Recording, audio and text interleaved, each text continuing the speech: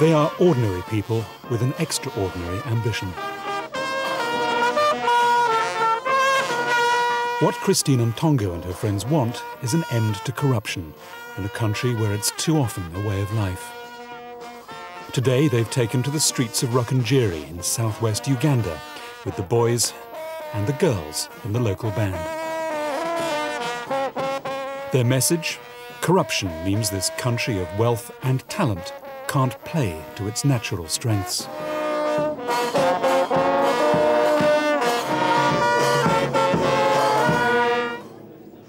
When we talk about corruption in Uganda, combination, big time, small time, integrated, all kinds of corruption. We also, as we campaign against corruption, highlight that corruption where government officials are paid where work is not done. They spend all their time doing private work and yet they occupy a public office. Corruption is a serious problem in Uganda.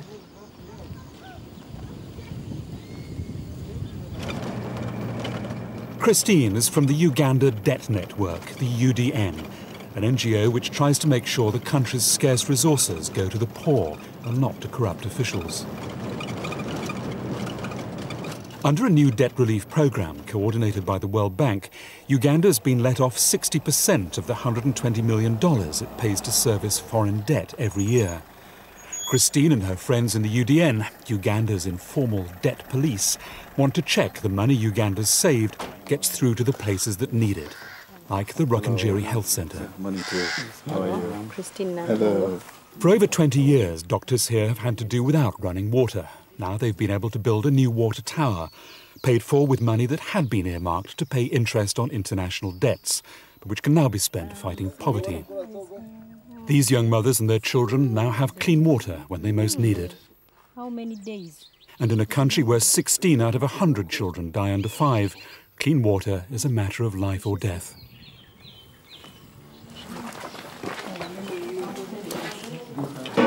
Inside, Christine checks the water really is working. There have been plenty of times in other clinics when local officials have ripped off resources before they've reached people who need it. But no such problem here. I think it's a good job done.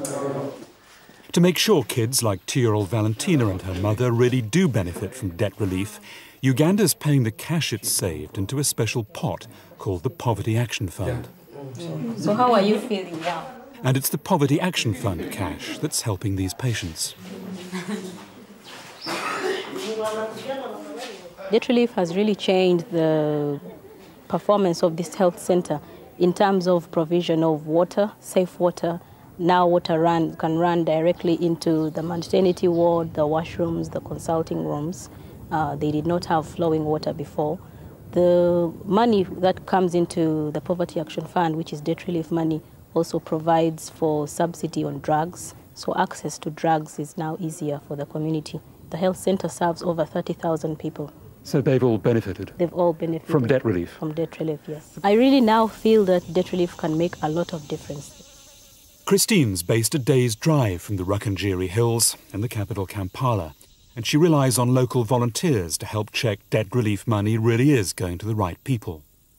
Monitoring where the money goes is an important, though not an easy task.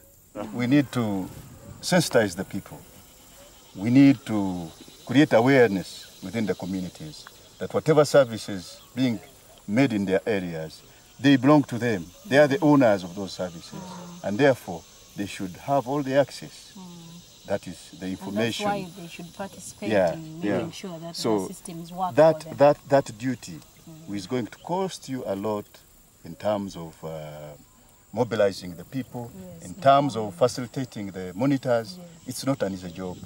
We have found it very difficult. In fact, moving transport is really a hindrance.